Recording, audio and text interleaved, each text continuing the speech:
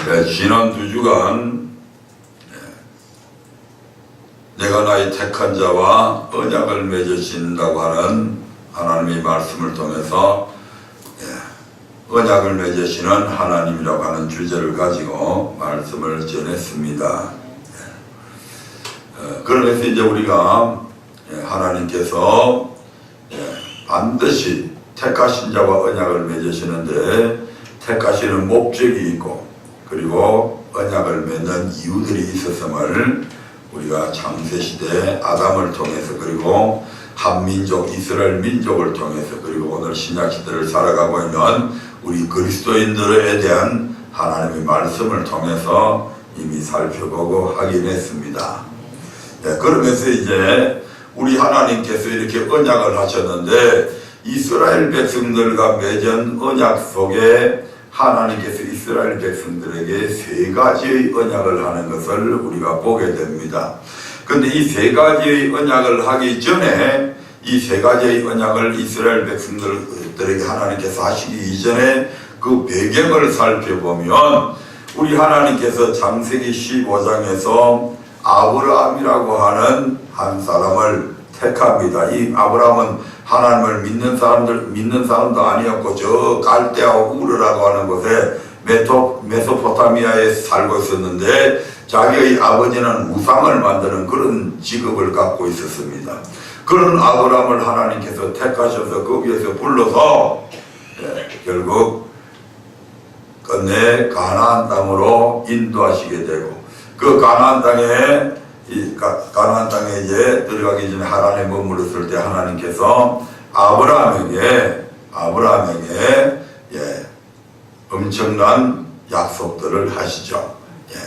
네가 내가 네게 지시한 땅으로 가면 내가 너에게 너희 자손이 앞으로 하늘의 별처럼 땅의 모래처럼 많게 해주겠다. 너를 축복한 자에게 내가 축복하고 너를 저주하는 자는 내가 저주하겠다. 세상의 모든 사람들이 너로 인해서 복을 받을 것이다 하는 이런 모든 말씀들을 하시고 창세기 15장 13절부터 이하로 쭉 보면 하나님께서 아브라함을 택하시고 그 후손 네 자손들까지도 택하여서 이 가나안 일경을 기업으로 주겠다 이렇게 약속을 하십니다. 하지만 이 약속은 네 당대에 이루어지는 것이 아니고 앞으로 네 후손들 중에서 이제 그들에게 하나님께서 반드시 그렇게 해주겠다고 약속을 하십니다. 그리고 이제 아브라함이 죽고 그 아들 이삭도 죽고 그의 손자 야곱 시대에 하나님께서 야곱에게 11명의 아들을 주셨을 때에 그 11번째 아들이 바로 요셉이라고 하는 아들인데 그 아들을 하나님께서 애굽에 먼저 보내어서 그곳에서 총리가 되게 만들어 줍니다. 아멘. 요셉이가 애굽의 총리로 있을 때에 가나안 전체의 애굽 땅을 비롯해서 온 가나안 땅들이 전부 다 3년 동안 흉년이 들어버리다 7년 동안 풍년이 들게 됩니다. 그 풍년이 들 때에 요셉이가 애굽 사람들이 너무너무 양식이 많으니까 이걸 정부에서 사달라고 오늘날 우리나라에도 배농사 다 지어서 하고 나면 정부에서 수매해달라고 그러죠. 그 당시에도 이게 7년 동안 풍년이 되니까 얼마나 생산이 양이 많았던지 그들이 먹고 막 식량이 계속 재고가 남는 거예요. 그래서 정부에다가 애굽 정부에 이 양식을 우리 사달라 해가지고 요셉이가 그때마다 그 모든 양식을 창고를 엄청스레 크게 지어서 그 양식들을 다 사서 모으죠. 그런데 문제는 7년이 끝난 뒤에 그때부터 7년 동안 흉년이 들기 시작합니다.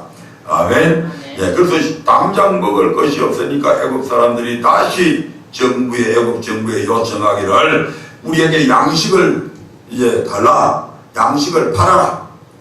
이렇게 해서 이제 그러면 너희들이 땅 문서나 돈을 가지고 와라. 돈이 없는 사람은 전부 다 땅을 정부에다가 바치고 잡히고 이런 식으로 해서 양식을 사다 갑니다.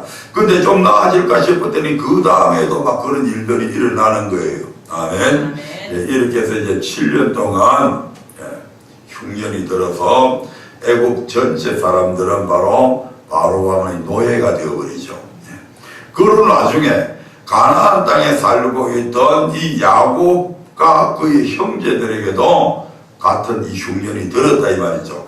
그래서 이제 이 흉년 가운데서 소문을 들으니까 애굽에는 양식이 많아가지고 애굽 왕실에서 그 곡식을 막 국민들한테 판대더라. 그 비록 우리가 이방 애국 사람은 아니지만 우리도 가서 돈 주면 우리한테 팔지 않겠냐. 이렇게 해서 이제 야곱의 형들이 애굽에 가가지고 양식을 사서 이제 그런 와중에 그들이 바로 팔아버린 요셉이를 그곳에서 만나게 되고 나중에 그 요셉이가 바로 그 애굽의 국무총리가 바로 자기들의 형 아우인 요셉이라고 하는 사실을 알게 됩니다. 그리고 이제 앞으로도 계속 흉년이 남아있기 때문에 요셉이가 애굽으로 내려오라고 해가지고 야곱의 모든 권속들이 애굽으로 내려가는데 애굽에 있는 요셉과 함께 모든 그 내려간 식구들이 몇 명인가니 바로 70명이었다고 그렇게 성경은 기록을 하고 있습니다. 애굽에 내려간 이 야곱의 족속들 70명이 이제 그곳에서 이제 생활을 하게 되는데 그 짧은 기간 안에 애굽 족속들이 엄청난 숫자로 불어납니다. 그런 와중에 이제 요셉 시대의 왕이었던 그 바로 왕은 이미 죽고 이제 다른 왕이 새로운 왕이 애굽을 통치하는 왕으로 등극을 하게 되죠.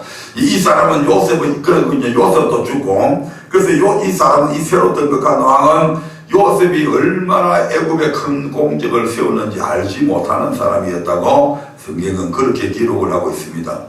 여러분 요셉 때문에 애국 왕실이 바로 서게 된 겁니다. 네, 우리가 이제 역사나 이런 드라마들 역사를 이제 조선실록이나 뭐 이런 것들을 보면 왕이라고 해서 절대적인 권력을 갖고 있는 걸 아닌 걸 볼 수 있죠. 많은 왕이 시행하려고 하는 많은 일들을 이 신하들이 막 그걸 반대하고 막고 하는 이런 것을 많이 보게 됩니다. 또 왕이 조금 대가 안 차고 조금 모자라고 이렇게 하면 맨날 이 신하들한테 휘둘리는 이런 모습들을 많이 보죠. 애굽이라고 해서 얘는 아니다 이 말입니다. 애굽 왕이 절대적인 권력을 갖고 있지 않았습니다. 그런데 7년 풍년 때에 요셉이가 전부 다 곡식을 거둬들까 창고 다 짓잖아요. 조금 전에 말씀드린 것처럼. 그리고 7년 흉년이 들었을 때 정부에 있는 곡식을 국민들한테 전부 다 팝니다. 왕이요 우리에게 곡식을 주십시오. 저 요셉이야 국무총리 요셉이한테 가서 달라고 그래라. 그 요셉이한테 가서 달라고 그러니까 땅이 있는 사람은 우리가 공짜로 줄 수 없으니까 우리가 당신들한테 곡식을 샀잖냐. 그러니까 우리도 당신들한테 팔아야 되는데 무슨 돈을 가지고든지 가져와라. 그러니까 뭐 돈 모아놓은 게 없는 사람들은 땅을 잡혀가지고 곡식을 사갑니다. 아멘. 그 다음에 되니까 또 흉년이 들어서 또 양식을 달라고 하니까 야 돈을 가져야죠. 아니 니한테 우리가 작년에 흉년이 들어가지고 우리 전답 다 잡혀서 지금 전답이 없습니다. 그러면 네 자식들, 네 아내, 네 남편 전부 다 우리한테 종이 되면 이걸 줄게. 그래서 그 양식을 주면서 애국의 모든 사람들을 바로 이 종으로 만들어 버립니다. 종은 주인에게 절대 순종해야 되죠. 주인이 마음대로 휘두를 수 있죠. 불평불만할 수가 없는 거예요. 그 다음에 또 흉년이 되니까 그럼 이제는 자식들까지도 전부 다 이렇게. 그래서 애국 왕이 이 애국 땅에서 완전히 절대적인 권력을 갖게 됩니다. 이제 백성들은 그예요. 애국 왕의 말이라고 하면 어떤 이유로도 항변도 할 수도 없고요. 그렇게 해준 애국의 왕실을 튼튼하게 만들어준 그 사람이 누구냐면 바로 요셉이었단 말이에요. 그러니까 애국 왕실에서 요셉을 얼마나 귀하게 여기겠어요. 그런데 그 애국이 이제 왕도 죽어버리고 요셉도 죽어버리니까 요셉이가 얼마나 애굽 왕실에 대해서 획획한 공을 썼는지 알지 못하는 새로운 왕이 나타나가지고 가만히 보니까, 아니 자기 나라 사람도 아닌 이스라엘이라고 하는 이 민족들이 자기 땅에 와가지고 인구가 불어나는데 기하급수적으로 불어나는 것을 보게 됩니다. 엄청난 숫자로 불어나죠. 그러니까 이제 이 왕이 근심을 하기 시작합니다. 신하들을 모아놓고, 야, 지금 저 뭐 이스라엘 민족들이라고 하는 저것들이 우리나라에 들어와가지고 우리 민족들이 뭐 애기들 하나 둘 나면 저것들은 10명이고 뭐 15명이고 이렇게 났는데, 저렇게 인구가 기하급수적으로 불어나면 나중에 저것들이 외부에 있는 다른 나라들하고 결탁을 해가지고 혁명을 일으키든지 쿠데타를 일으키든지 이렇게 하면 우리나라는 졸지에 안으로서도 적을 맞게 되고 밖에서도 적을 맞게 되고 우리나라는 완전히 망한다. 이런 막 두려움이 강박관념들이 오는 거예요. 그러니까 야, 이거 안 되겠다. 저것들을 우리의 노예로 삼아버리자. 그렇게 해서 그때부터 이스라엘 백성들은 자유를 잃어버리고 400년 동안 애굽 땅덩어리에서 노예 생활을 하게 됩니다. 아멘. 네, 그 노예 생활을 하게 되는데, 그래서 노예 생활을 하는데도 불구하고 인구는 계속 불어나는 겁니다. 그러니까 애굽 왕실이 다시 그것 때문에 회의를 소집해서 또 대책을 논의를 하는데, 야, 안 되겠다. 이것들한테 뭐 노동을 시켜도 계속 인구가 늘어나니까 저것들은 남자가 태어나면 모조리 죽여버리게 하자. 뭐 여자는 별 힘이 없으니까 군인이 아니니까 그것들은 우리가 다스릴 수 있는, 남자가 태어나면 무조건 죽여버리자. 예, 그런 이제 법령을 만들어 가지고 시행을 하면서 히브리 여자 산파 2명을 불러 가지고, 야, 너희들 종족 중에서 남자가 태어나면 너는 가지고 그 부모 몰래 무조건 죽여버리라. 그래서 사산했다고 그렇게 이야기해라.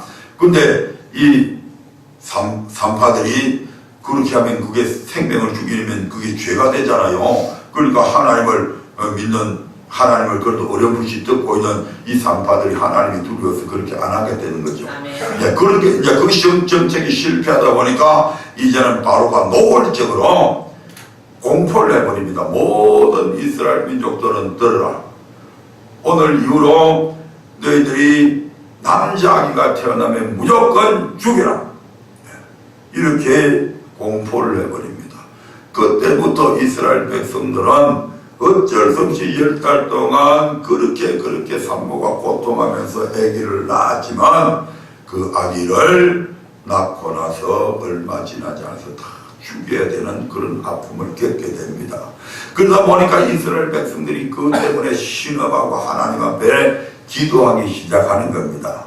예? 우리에게 왜 이와 같은 고통을 줍니까? 예. 자, 그런 이제 강경이 이제 벌어지고 있는데, 그 시대에, 그런 와중에 바로 모세라고 하는 사람이 태어나잖아요. 아멘. 예, 이 모세가 태어났을 때 그 부모가 보니까 이 모세가 너무너무 귀여운 거예요. 아까운 거예요. 죽이기에는 너무, 그래서 할 수 없이 이 애굽 사람들의 눈을 피해서 조용하게 이 아이를 10달 동안 키웁니다. 근데 아기가 점점 10달 정도 되니까 울음소리가 점점 커지는 거예요. 그전에는 엥 하던 이제는 앙 하고 이렇게 이제 우니까 이 울음소리가 밖으로 새어나가게 되면 이제 자기 가족 전체가 다 곤란해지게 됩니다. 그래서 할 수 없이 이 아기를 그냥 죽일 수는 없고 갈대 상자를 엮어가지고 거기에 역청을 발라서 물이 스며들지 못하게 만들어서 우리가 어릴 때부터 잘 들어왔던 것처럼 모세를 애굽 강가에 갈대밭 속에다가 그 갈대 상자를 띄워놓습니다. 근데 이때에 바로 애굽 왕실의 공주가 신녀들을 이끌고 거기에 목욕하러 와가지고 갈대 숲에서 이렇게 목욕을 하는데 보니까 거기에 어떤 애기의 울음소리가 들리는 것을 듣게 되고, 그래서 건져내 보니까 너무너무 애기가 이쁜 겁니다. 그 갈대 나일강에다가 그 갈대 상자를 모세를 그렇게 버려놓고 모세의 누나인 미리암이 혹시 누가 와서 우리 저걸 건져주지 않나 생각하고 망을 보고 있었는데 마침 공주가 거기에 오고 시녀들이 막 어떤 여자들이 와가지고 막 거기서 목욕을 하는 걸 봅니다. 예, 그러다가 그 상자를 발견해서 끄집어내니까 얼른 미리암이 얼큰이 하고 달려가가지고 예, 혹시 이 아이를 키우려면 유모가 필요할 텐데 유모가 필요하지 않습니까? 그러니까 공주가 뭐 시집도 안 간 공주가 젖도 안 노는데 당장 유모가 필요하잖아요. 그래서 유모가 있냐고. 예, 그래서 제가 유모를 하나 구해다 드리겠습니다. 해가지고 모세의 친어머니한테 연결시켜버리죠. 그래서 모세는 이제는 당당하게 애국 공주의 아들로서 이제 자기 어머니에게 유모라고 하는 그런 이제 절차를 밟아가지고 이제는 뭐 울음소리가 크게 들리든 말든 상관없이 당당하게 그 아기를 키우다가 어느 정도 자라서 이 모세 아이를 애국의 왕실에 들여보내죠. 그래서 모세는 그때부터 애국 왕실에서 애국의 모든 왕자들과 똑같은 동등한 대우를 받으면서 그곳에서 모든 학문을 배우고 모든 무예를 거기 안에서 다 연말합니다. 그렇게 해서 모세가 나이가 40이 되었을 때 모세가 자기는 이스라엘 백성인 줄을 알잖아요. 그런데 우리 동족들은 어떻게 살고 있나 해서 보니까 애국 사람들이 막 채찍을 들고 동족들을 막 등짝에다가 막 채찍을 내리치면서 이렇게 다스리고 있는 것을 보게 되니까 속에서 막 울컥하는 게 저놈들이 감히 내 민족들을 저렇게 학대하고 있어 해가지고 당장에 가서 모세가 애국 왕실에서 뭘 연마했다고요? 무예를 연마했잖아요. 그러니까 얼마나 무예를 잘했든지 가서 그냥 주변에 사람 있나 없나 딱 살펴본 후에 가서 그냥 한 방에 때를 눕혀서 얼른 모래밭에다가 파 묻어버립니다. 그 뒷날 또 나가봤어요. 또 나가보니까 아니 이제는 자기 동족들끼리 막 싸우는 겁니다. 그래서 아니 우리 같은 민족인데 왜 싸우세요? 싸우지 말고 서로 친하게 지내세요 하고 이렇게 이야기하니까 야 네가 언제 우리 재판장으로 나섰냐? 누가 너를 우리 재판장으로 세웠냐? 네가 어제 애국 사람을 죽인 것 같이 나도 죽이려느냐? 이렇게 하니까 모세가 지도새도 모르게 했다고 생각했는데 이제 벌써 누군가 알게 되고 이게 소문이 나게 되는 겁니다. 그래서 모세가 살아남기 위해서 그곳에서 또 애국의 왕실에서 뛰쳐나와가지고 저 미디안이라고 하는 광야로 도망을 가버리죠. 도망가서 그곳에서 40년 동안을 모세가 지내게 됩니다. 그러니까 모세 나이가 이제 몇 살이라고요? 80살 된 노인이 되는 겁니다. 그런데 그때에 우리 하나님께서 그 시내산에 떨기나무가 있는데 이 나무에 불이 붙으면 그게 재가 돼서 없어져 버려야 되잖아요. 그런데 한참을 봐도 이 떨기나무가 불은 붙었는데 그대로 계속 있는 겁니다. 이 사람이 호기심이 작동하잖아요. 그러니까 이 모세도 그 떨기나무 있는 곳으로 발걸음을 옮기게 되고 거기서 바로 여호와 하나님을 거기서 만나게 됩니다. 여호와 하나님을 만나니까 하나님께서 모세에게 야 모세야 네가 이제 내 백성 이스라엘 백성들을 애국에서 인도해내야 되겠다. 그래서 내가 너를 보낼 테니까 네가 가라. 그러니까 모세가 아이고 하나님 무슨 말씀을 하십니까? 전부당 만부당하신 말씀입니다. 내가 나이 40대에 한참 학문이 뛰어나고 무술도 잘하고 내가 힘이 있고 이럴 때 그때 나를 쓰셨다면 몰라도 지금 내 나이 80이 돼가지고 40년 동안 이 미디안 강야에서 맨날 양새끼들만 양양거리는 양만 치다가 이제 내가 입술도 다 둔해져 버리고 학문도 다 잊어버리고 무술도 내가 40년 동안 하지 않았으니까 뭐 양떼들 보는 앞에서 뭐 무술 뭐 자랑할 것도 없고 양들하고 무술을 겨룰 수도 없고 이런 내가 이제 나이 80이 되어가지고 내가 무슨 얘기를 간단 말입니까? 나 못 가요. 그러니까 하나님께서 야 그래도 네가 가야 된다. 그래서 모세한테 야 네 손에 있는 지팡이를 땅에 던져봐라. 그러니까 땅에 던지니까 그게 뱀이 되니까 하나님께서 야 그 꼬리를 잡아라. 세상에 뱀을 꼬리를 잡으면 어떻게 돼요? 뱀한테 물리죠. 이 모세가 참 하여튼 무식했던 모양이에요. 그렇게 공부도 많이 한 게 그 40년 동안 강야 생활하면서 완전히 그냥 좀 무식해져 버렸어요. 그 꼬리 잡으라고 한다고 꼬리를 잡는 거예요. 근데 꼬리를 딱 잡는 순간 뱀이 다시 지팡이가 되죠. 야, 이 손을 호주머니 안에 넣어봐라, 꺼내봐라. 꺼내보니까 아이고 막 문둥병이 돼가지고 이래가지고 있는 거예요. 그래서 다시 호주머니 안에 넣어봐라, 다시 꺼내봐라. 꺼내보니까 손이 말짱한 거예요. 야, 하나님께서 그런 일을 이러니까 내가 너와 함께 해줄 테니까 가서 네 백성 이스라엘을 거지면 내라. 아니요, 내가 입이 둔해가지고 난 말도 잘 못합니다. 그러니까 하나님께서 알았다. 그러면 네 형 아론이 말을 잘하니까 네 형 아론을 내가 대신 대변인으로 붙여줄게. 너는 그 아론한테 네가 신처럼 될 것이다. 그러니까 너는 말만 하면 아론이 전부 다 가서 다 그 말 잘하는 그 입으로 갖고 전부 다 대변인 노릇 잘할 거다. 예, 이렇게 해서 까지 안으려고 하는 이 모세를 하나님께서 막 계속 부추겨가지고 결국 가게 됩니다. 아멘. 그래서 가가지고 자기 형 아론 보고는 아론아 지금 강야에 가서 모세 만나래 가지고 모세를 만나가지고 그동안에 있었던 얘기를 다 나누고 그리고 이 아론이 이스라엘 백성들의 장로들을 다 불러 모아가지고 우리 동생 모세가 강야에서 이렇게 하나님 앞에 부름을 받아가지고 이렇게 여차여차해서 그래서 거기서 막 지팡이를 던지고 다시 걷어들이고 손을 호주머니 넣었다가 꺼내보고 예, 이렇게 하니까 막 이적이 나타나니까 그 장로들이 신뢰를 하게 됩니다. 예, 그리고 하나님께서 이 모세에게 뭐라고 얘기하는 모세야 이제 바로한테 찾아가가지고 내 백성을 보내라 해방시켜라. 우리 백성들이 저 광야에 가서 하나님을 섬길 것이다. 이렇게 말하라고 합니다. 그래서 바로는 야 이제 내가 들어가서 바로한테 이 말만 하면 바로가 우리 백성을 이제 드디어 해방시켜 주겠구나 해가지고 자기 형하고 당당하게 들어가가지고 이 살인자였던 도망갔던 이 모세가 이제는 당당해져가지고 돌아와가지고 바로요 우리 하나님이 그러시는데 우리 하나님이 이스라엘 백성을 해방시켜달라고 합니다. 우리 백성을 해방시켜주라. 그리고 우리 백성들이 저 광야에 가서 살 길을 전 광야에 가서 우리 하나님을 섬겨야 된다.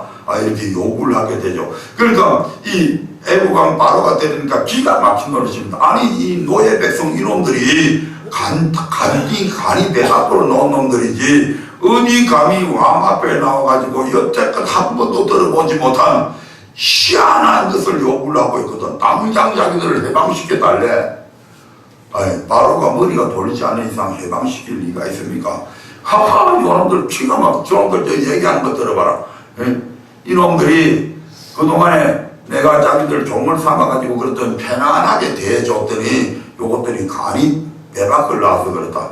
이놈들한테 이제부터는 더 혹독하게 그냥 부려먹어라. 그렇게 해가지고 이때까지는 백도를 만들면 자기들이 전부 다 짚을 공급을 해줬어요. 짚을 썰어가지고 공급을 해줘서 백도를 만들겠는데 야 이제부터는 짚도 공급하지 마라. 자기들이 전부 다 짚을 구해가지고 그래가지고 짚을 썰어서 백도를 만들면 진흙을 어기에 백도를 만들려면 요새는 세면 갖고 만들면 얘네들은 진흙 갖고 만들었잖아요. 그럼 진흙에다가 짚을 갖고 섞어야 이게 서로 딱 물고 이렇게 해서 백돌이 튼튼하게 되잖아요. 아멘. 예. 그래서 이제부터는 짚을 주지 말고 자기들이 짚을 구해가지고 백돌을 만드는데 그렇다고 해서 그러면 노동시간이 거기에 시간이 많이 할애게 되니까 그럼 그전에는 백돌 하루에 300장을 한 사람이 300장 만들었으면 이제는 그러면 집 구하는 시간이 있으니까 200장으로 줄이냐? 아니다. 300장 그건 계속 그대로 만들어. 그렇게 하니까 노동시간이 훨씬 더 길어져 버리죠. 이렇게 하니까 또 그걸 백도를 숫자를 못 채운다고 이래가지고 이놈들이 막 또 채찍을 내리치고 하니까 그 이스라엘 백성들 중에 그 막 반장이 있고 막 이 노동판에도 가면 이렇게 일 시키는 이 계급들이 있잖아요. 그렇게 막 채찍을 때리고 이러니까 아니 집까지 구해가지고 하면 우리가 아무리 빼빠지게 일해봐야 이것밖에 못 만들어요. 그러니까 무슨 소리 하냐 이유 없어 해가지고 막 채찍을 때리니까 이 패장들이 전부 다 모여가지고 이러지 말고 우리가 왕한테 가서 건의를 하자 해가지고 이제 바로왕을 찾아갑니다. 그래서 왕이요 우리가 당신의 종들이 아닙니까? 우리가 맨날 채찍 맞고 병들고 그러면 결국 왕이 손해입니다. 근데 우리에게 너무 무리하게 지금 이 일을 시킵니다. 그 전에 짚을 줘서 백도를 만드는데 집도 안 주고 우리에게 백도를 만들어 그러는데 그걸 숫자를 좀 줄여주시든지 이렇게 해야지 도저히 우리가 아무리 해도 우리가 짚을 구해갖고 이거 만들려니까 도저히 하루에 300장이고 1인당 그렇게 만들 수는 없습니다. 그러니까 야 이놈들아, 니놈들이 시간이 나갖고 편하니까 나한테 이런 요구를 안 했냐 해가지고 어떤 요구? 우리 백성을 보내주라, 해방시켜주라, 우리가 광야에서 여호와를 섬길 것이라고 그렇게 요구하지 않았냐 하고 막 얘기하는 겁니다. 그때서 이 패장들이 아차! 이 이야기를 누가 했지? 하니까 바로 모세와 아론이 전에 자기들한테 이야기했던 그걸 지금 실행을 하고 바로 왕이 이걸 사실을 알고 지금 자기들에게 이와 같은 일을 시킨 것을 알게 되고 야 이제 우리는 죽었다 하고 마치 나오는데 나오다가 누구를 만나냐면 바로 길에서 모세와 아론을 만나게 됩니다. 네, 5장 21절 한번 볼까요? 5장 21절 출애굽기 5장 21절을 같이 읽어보겠습니다. 시작. 그들에게 이르되 너희가 우리로 바로의 눈과 그 신하의 눈에 미운 물건이 되게 하고 그들의 손에 칼을 주어 우리를 죽이게 하는도다. 여호와는 너희를 감찰하시고 판단하시기를 원하노라. 아멘. 여호와는 너희를 감찰하시고 판단하시기를 원한다. 이 말은 너는 거짓 선지자다 이 말입니다. 이거 분명히 우리한테 바로가 해방시켜 준다고 얘기했잖냐. 그런데 해방은 못하고 우리가 여기서 지금 맞아 죽게 생겼다. 그러니까 니놈은 거짓말 했으니까 니가 거짓 선지자니까 여호와께서 감찰하시고 판단해서 니놈들 두 놈을 죽게 만들기를 원한다. 지금 이런 뜻을 갖고 있는 거예요.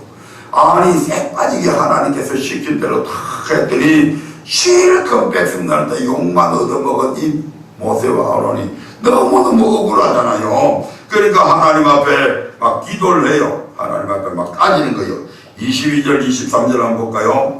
시작. 모세가 여호와께 돌아와서 구하되 주여 어찌하여 이 백성으로 학대를 당케 하셨나이까? 어찌하여 나를 보내셨나이까? 내가 바로에게 와서 주의 이름으로 말함으로부터 그가 이 백성을 더 학대하며 주께서 주의 백성을 구원치 아니하시나이까? 내가 언제 이 길 간다고 그랬습니까? 하나님께서 내 옆구리 푹 찔러갖고 이 길 가로게 넣어놓고 막상 갔는데 왜 하나님께서 기도는 들어주지 아니하시고 이 백성으로 학대를 당케 만듭니까? 내가 주님 시키는 대로 가가지고 바로한테 말한 그 순간부터 바로가 더 지금 학대를 하고 있지 않습니까? 나보고 어쩌라고요 나보고 내가 어디 샌드위치입니까 내가?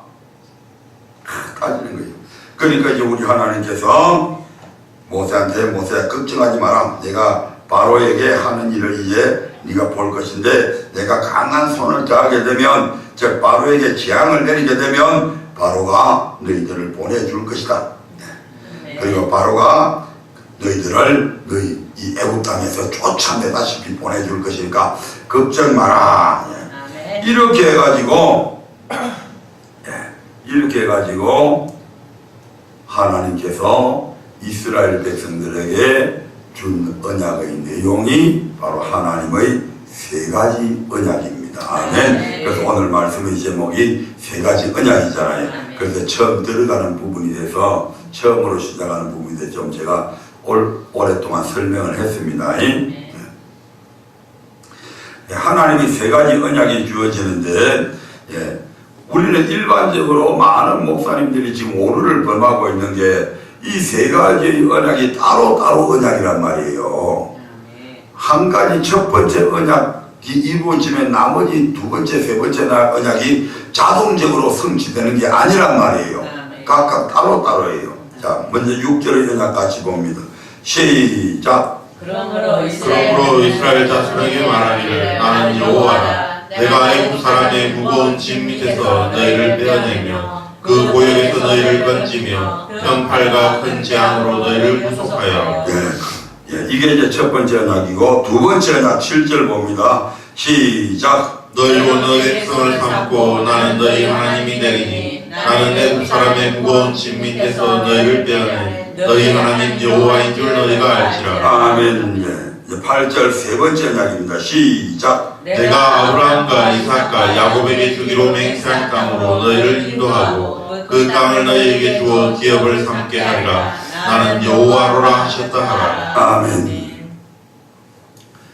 오늘은 이제 그 시작 단계이기 때문에 깊이 들어가 버리면 이 부분을 다 못 마칩니다. 벌써 지금 12시가 다 돼가는데, 그래서 이 첫 번째 언약, 그러므로 이스라엘 자손에게 말하기를 나는 여호와라. 내가 애굽 사람의 무거운 짐 밑에서 너희를 빼어내 주겠다. 너희가 지금 애굽에서 당하고 있는 그 고통스러움에서 너희를 건져주겠다. 편팔과 큰 재앙으로 내가 애굽의 땅에 내려가지고 바로로부터 항복을 해서 받아서 너희를 구속해 주겠다. 네, 이렇게 지금 약속하시는 거거든요. 여러분, 구속이 뭔지 아세요? 쇠고랑 차고 가는 거요. 네, 여기서 말하는 구속은 그게 아닙니다. 쇠고랑 차는 구속이 아니고 대신 속량했다 이 말입니다. 아멘. 속량해서 구원했다. 자, 노예가 있습니다. 예. 그 미국에서 한참 노예가 성행할 때 노예들이 막 팔려나가, 흑인들이 막 그 노예 시장에 팔려나가잖아요.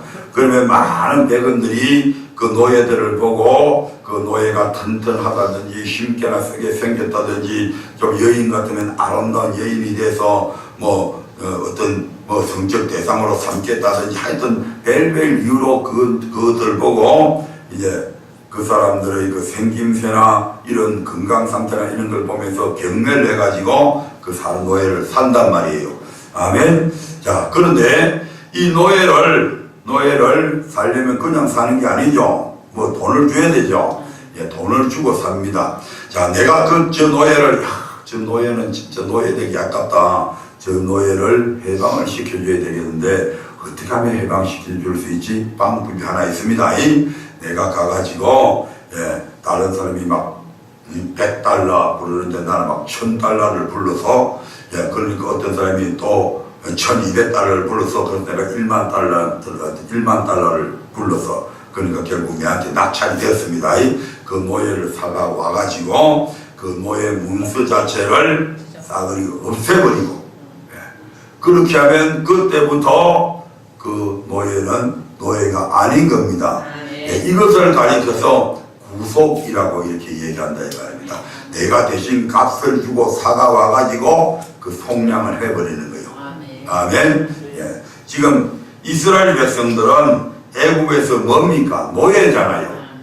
바로 이 노예잖아요. 예. 이 노예된 이스라엘 백성들을 하나님께서 이제 그들을 이제 구속을 하는데 어떻게 구속을 하냐 하면 애굽 사람의 무거운 짐 밑에서 너희를 빼어내는데 바로 그 고역에서 너희를 편팔과 큰 재앙으로 너희를 구속하겠다. 즉 하나님께서 애굽 땅덩어리에 엄청난 재앙을 내려가지고 바로한테 항복을 받아서 끄집어내겠다는 그 이야기죠 지금.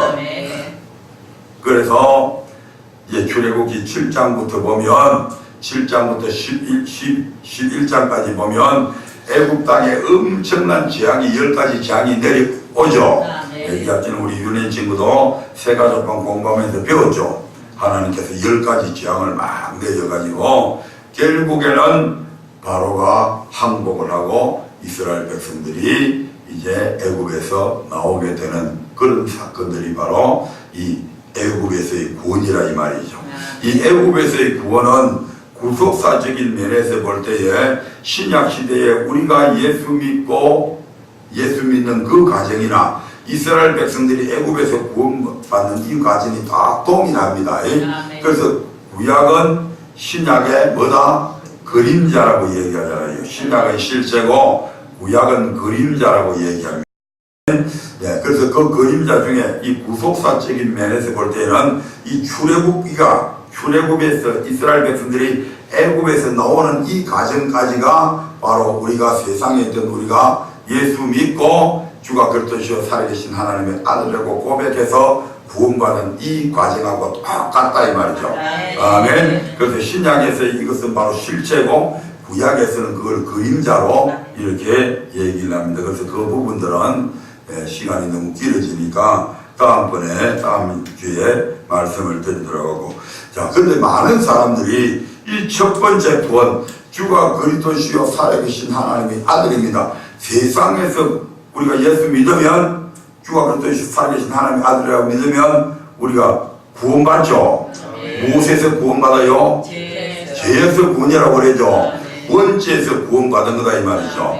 자, 원죄에서 구원받으면 일반적으로 너는 구원받았기 때문에 이제 천국 간다고 얘기해 버리잖아요. 이게 잘못되었다 이 말입니다.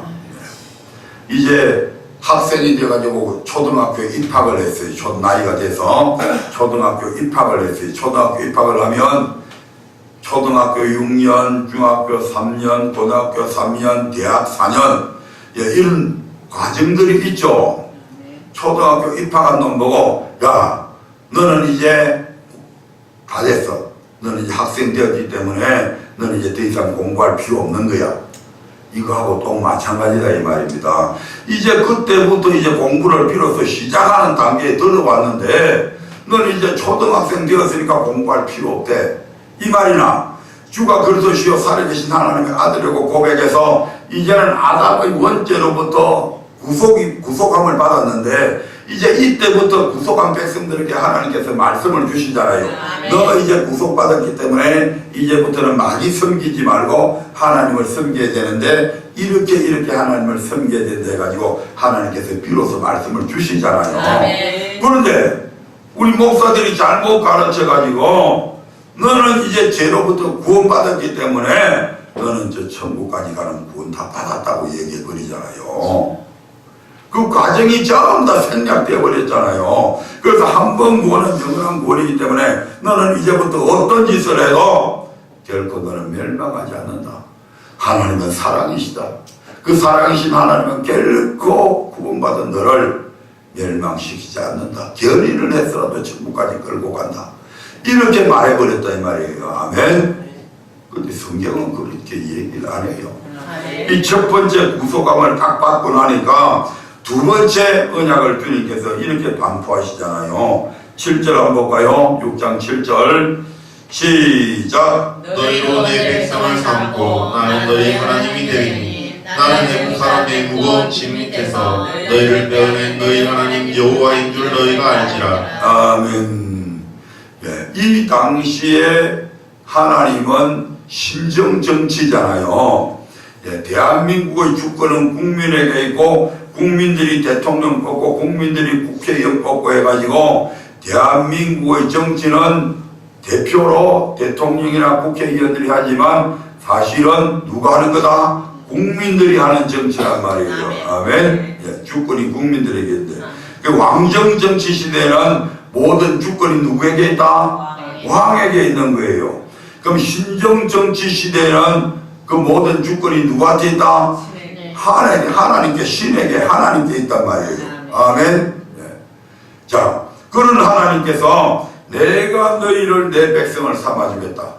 왕이 되면 왕은 자기 혼자 잘 먹고 잘 살고 백성이야 굶어 죽든지 말든지 백성이야 뭐 적으로부터 침입을 당해서 포로로 끌려가든지 말든지 이건 옳은 왕이 아니죠. 왕은 자기 백성들을 보호해 줄 의무가 있고 적들로부터 왕은 그들에게 먹을 것을 공급해 줘야 될 그런 책임이 있고 아멘. 이게 왕이 할 일이죠. 그러면 신정정치에서는 하나님께서 우리 하나님을 믿는 백성들을 당신의 백성으로 삼았다면 마땅히 하나님께서 그들의 모든 경제적인 문제, 군사적인 문제, 모든 사회적인 모든 문제들을 하나님께서 책임져 주셔야 된다 이 말이죠. 그래서 너희로 내 백성을 삼고 나는 너희 하나님이 되겠다고 하는 이 말은 이제부터는 너희들의 모든 삶을 내가 책임져 주겠다 이 말입니다. 전에 너희가 마귀의 노예로 있을 때는 그때는 마귀 새끼가 너희들을 불행하게도 만들고 너희들을 병들게도 만들고 너희들을 고통스럽게도 만들고 가난하게도 만들었지만 이제부터는 너희들이 모든 생사 살고 죽는 것 복을 받고 저주를 받는 그 모든 것들은 내가 알아서 한다. 이게 신정정치 너희로 내 백성을 삼고 나는 너희 하나님이 되겠다고 하는 이 말이란 말이에요. 그러면서 주님께서 지금 뭐라고 이야기하면 나는 애국 사람의 무거운 짐 밑에서 너희를 떼어내준 너희 하나님 여호와인 줄을 너희가 알아야 된다. 이 말이 무슨 말입니까? 아무리 하나님이 우리의 힘이 되었어도 정치를 해도 하나님이 힘이 없으면 안 되잖아요. 하나님이 우리를 살릴 수 있는 힘도 없고 적들을 이길 수 있는 힘도 없고 그런 신 같으면 그 신 믿을 필요 없잖아요. 그런데 지금 여기서 하나님께서 당신 자신을 지금 소개하기를 뭐라고 소개합니까? 나는 애굽 사람이 무거운 짐 밑에서 너희를 베어내준 너희 하나님이다. 아멘. 이스라엘 백성들이 애굽에 있을 때에 애굽 사람의 그 압제와 그들의 학대에서 구원해 준 분이 누굽니까? 하나님이시잖아요. 아멘. 그들이 독립운동한 거 아니잖아요. 아멘. 레지스탕스들은 뭐 지하 조직을 뭐 이렇게 조직망을 갖고 그렇게 해서 막 이 바로를 압박해서 그들이 구원받은 건 아니잖아요. 아멘. 어떻게 구원받았어요? 하나님. 그들이 무슨 노력했어요? 아니요. 하나님의 전적인 은혜로 그렇게 했잖아요. 아멘. 하나님이 그 이스라엘 백성을 독립시키기 위해서 출애굽시키기 위해서 하나님이 노력한 사람이 단 한 사람도 없잖아요. 아멘. 전부 다 하나님께서 다 하셔서 아멘. 해야 될 말들까지도 바로한테 찾아가가지고 이 말 해라 그러면 그 말하고 바로가 그 말대로 안 이행하면 그냥 파리지향, 이지향, 응? 네. 응? 캄캄한 흑암지향, 응? 저들 장자가도 죽어버리는 그런 죽음의 재앙까지 전부 다 하나님이 다 하시잖아요. 이스라엘 백성들은 가만히 앉아서 구경만 했어. 하늘에 오서 주먹띠만 우박이 내려와가지고 막 채소밭을 들판에 놓여있는 막 소 머리에 맞아가지고 소가 막 머리가 박살이 나고 들판에서 죽가는 이 모든 것들을 누가 했다고요? 하나님이 하셨다니. 아멘. 애국 이스라엘 백성들은 그거 가만히 구경하고 야 저기 보니까 자기들 살고 있는 지역은 아무렇지도 않고 애국 사람들이 살고 있는 지역만 하나님께서 그렇게 초토로 만들어 버리는 거예요. 아멘. 그래서 소문이 막 들려오잖아요. 야 아무리가 그러는데 어제 막 하늘에서 막 주먹이만 빠리 덩어리만 우박이 내려와가지고 애국에 있는 들판에 있는 막 소 막 양 할 것 없이 전부 다 막 박살이 나가지고 지금 막 다 죽어버렸대. 거기다가 모든 채소들까지도 막 우박이 내려가고 막 불이 피고 뭐 이거 제가 우다 삼치고 뭐 이거 다 갈갈이 찢어놨대. 야 이제 애국은 망했어. 아 진짜 그럴 때 얘는 어떻게 우박이 주먹등이만한 우박이 어디냐? 아 진짜 그런 테니까 아 자기들끼리 그래서 가서 그런 거 구경했겠죠. 야 대단하다. 우리 하나님 진짜 대단하신 분이다. 그러니까 하나님께서 두 번째 언약을 하실 때 자 나는 이 정도로 너희들이 그렇게 겁먹고 있던 그 애국왕 바로까지도 항복시킬 수 있는 온갖 하늘과 태양과 모든 애국 사람들이 신이라고 섬기는 그 모든 것들까지도 다스릴 수 있는 그런 능력이 하나님이다. 아멘. 이 정도 하나님 같으면 너희들 하나님 될 자격 아니냐 이 말입니다. 아멘. 너희들 백성 삼으면 내가 너희들 굶겨 죽이겠냐 이 말입니다. 아멘. 이 정도 능력 갖고 있으면 너희들이 나만 믿고 따라오면 너희들을 얼마든지 나는 구원해 줄 수 있는 능력이 있는 분이다. 아멘. 그래서 이 두 번째 언약을 가리켜서 환경에서의 구원이라고 그렇게 이야기합니다. 어디에서 구원요? 환경. 살아가는 모든 환경. 교회 안에 예수 믿는다고 해서 전부 다 이러한 복을 받는 게 아니다 이 말입니다. 나중에 이제 다음 주에 보면 이제 그 하나하나 다 설명을 할 텐데 이런 모든 환경에서 예수님께서 제자들과 함께 배를 타고 갈릴리 바다를 건너갑니다. 그때에 막 유라굴라라는 엄청난 강풍이 거기 막 내리죠. 그러니까 막 배가 뒤집어질 것처럼 막 파도가 막 배 위로 가서 예수님은 그런데도 불구하고 고물에서 고리 주무시죠. 얼마나 피곤했든지 그 풍랑 속에서도 예수님은 주무십니다. 그런 예수님을 막 흔들어 깨우잖아요. 예수님 우리를 구원해 주십시오. 예수님 우리가 죽게 되었습니다. 우리를 구원해 주십시오. 지금 무엇에서 구원해 달라고 그러는 겁니까? 환경. 예, 환경에서 어떤 환경? 이 풍랑 속에서 이 폭풍 속에서 우리를 구원해 달라고 하는 환경에서의 구원이죠. 예, 천국 보내 달라고 하는 구원 아니죠. 천국 보내 달라고 하는 구원 받으려면 거기서 죽어야 되는 거지. 애굽에서 세상에서 구원해 달라고 하는 게 아니죠. 그럼 이 구원은 뭐라고 무슨 구원이라고요? 환경에서의 구원이란 말이에요. 첫 번째 것은 원죄에서의 구원이고 두 번째 약속은 언약은 바로 환경에서의 구원을 얘기한다 이 말입니다. 자, 그러면서 세 번째 8절 한번 보겠습니다. 시작. 내가 아브라함과 이삭과 야곱에게 주기로 8절 다시 한번 더 시작. 내가 아브라함과 이삭과 야곱에게 주기로 맹세한 땅으로 너희를 인도하고 그 땅을 너희에게 주어 기업을 삼게 하리라. 나는 여호와로라 하셨다 하라. 아멘. 남은 아브라함과 이삭과 야곱에게 주기로 맹세한 땅이 어디입니까? 가나안 땅이죠. 아멘. 그 가나안 땅을 어디를 예표한다? 천국. 천국을 예표하죠. 아멘. 히브리서 11장 8, 9, 10절에 보면 바로 천국이란 말이에요. 그 가나안 땅 천국으로 예표한단 말이에요. 그래서 내가 아브라함과 이삭과 야곱에게 주기로 맹세한 땅으로 너희를 인도해내겠다. 그 땅을 너희에게 주어 기업을 삼게 하겠다. 나는 여호와다. 히브리서 11장 8, 9, 10절을 같이 한번 읽어봅니다.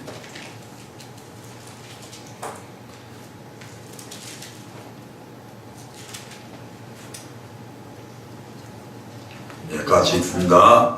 시작. 믿음으로 아브라함은 부르심을 받았을 때에 순종하여 장래 기업으로 받을 땅에 나갈새 알바를 알지 못하고 나갔으며 믿음으로 저가 외방에 있는 것 같이 약속하신 땅에 요구하여 동일한 약속을 유업으로 함께 받은 이삭과 야곱으로 더불어 장막에 거하였으니 이는 하나님의 경영하시고 지으실 그가 있는 성을 바랐습니다. 아멘. 아브라함이 이제 하란에서 떠나가지고 가나안 땅으로 들어가죠. 하나님께서 지시할 땅인 가나안 땅으로 들어갑니다.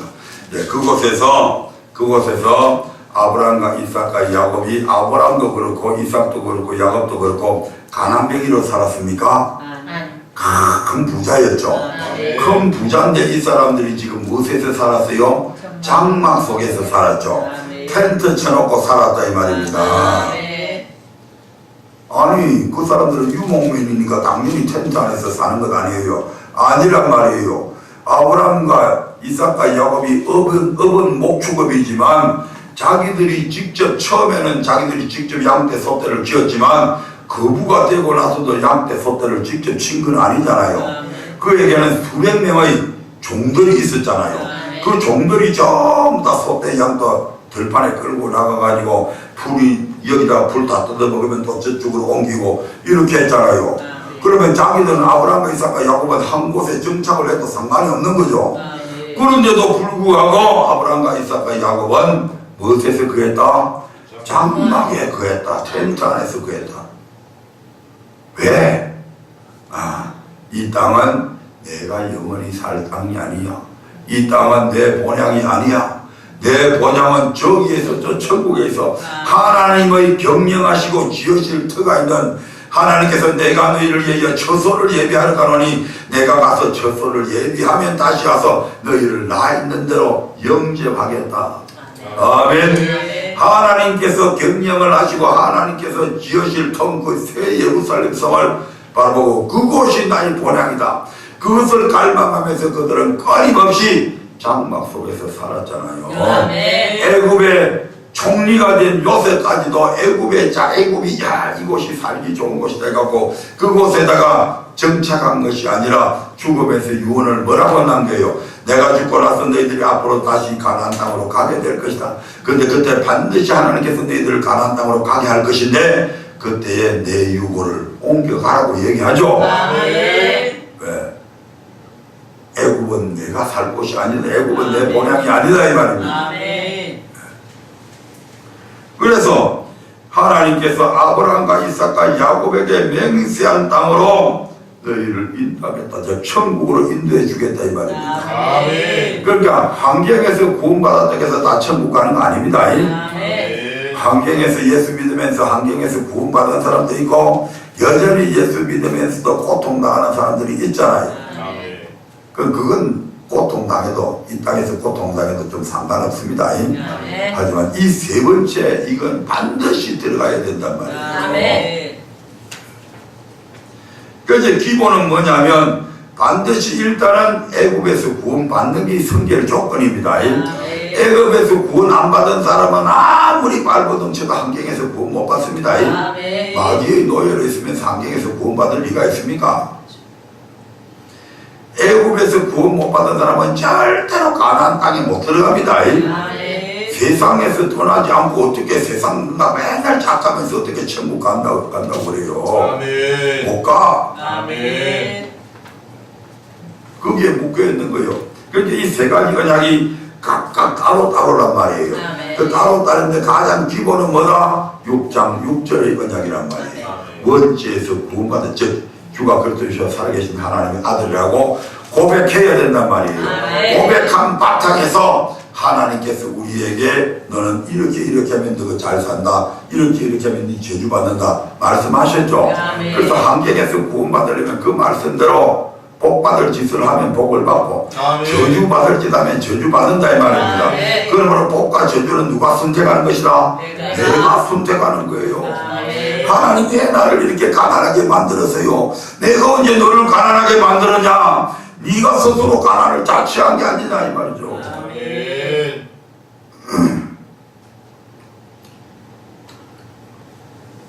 그 어느 목사님이 영어를 이제 공부를 해서 학교에 그 잠시 가서 가르치는 선생을 뭐라고 그러죠? 임교사.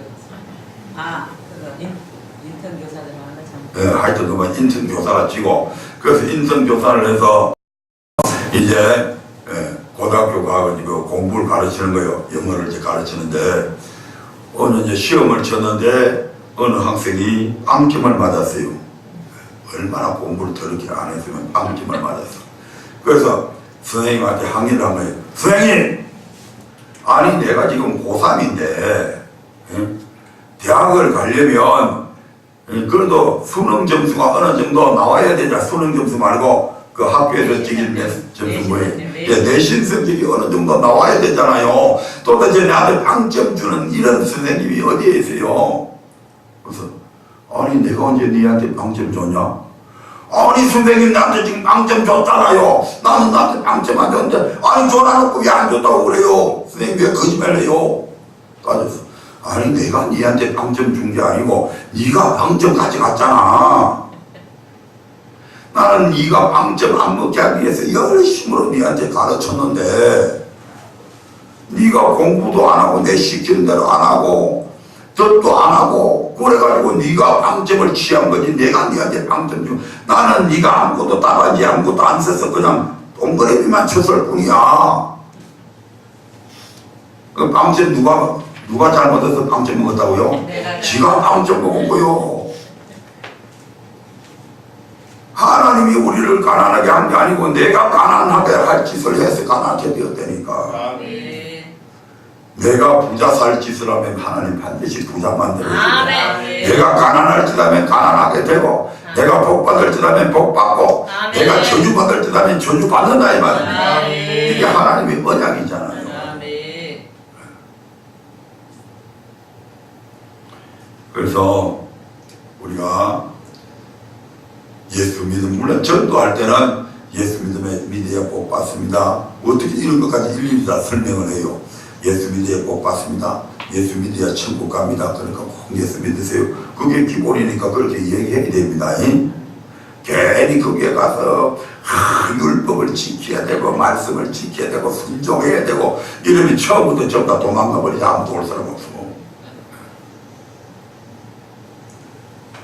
그래서 우리가 이 출애굽기 6장 세 가지 언약 가운데 출애굽기 6장 6절의 언약은 6절의 언약은 바로 우리가 원죄에서부터 애굽에서 받는 구원이다 이 말입니다. 다음 시간에는 이 6장 6절의 죄에서 구원에 대해서 이 죄에서 구원받는 이 출애굽의 과정 속에 나타난 이 구원과 신약 시대에 우리 예수님께서 오셔서 만세전부터 우리를 택하시고 우리를 위해서 유월절 어린 양이 되어주시고 그 다음에 하나님께서 인도하시고 성령에 의해서 고백하신 이 사건하고 서로 말씀을 가지고 서로 대비시켜 가면서 그래서 더 철저하게 그래서 다시는 이 부분에 대해서 혼돈되지 않는 그런 신앙을 갖도록 그렇게 설명을 해 나가도록 하겠습니다. 네. 오늘은 하나님의 세 가지 언약 중에서 첫 번째로 이제 애국에서의 구원, 죄로부터의 구원에 관한 말씀을 간략하게 이렇게 말씀을 드렸습니다. 다 같이 기도하겠습니다.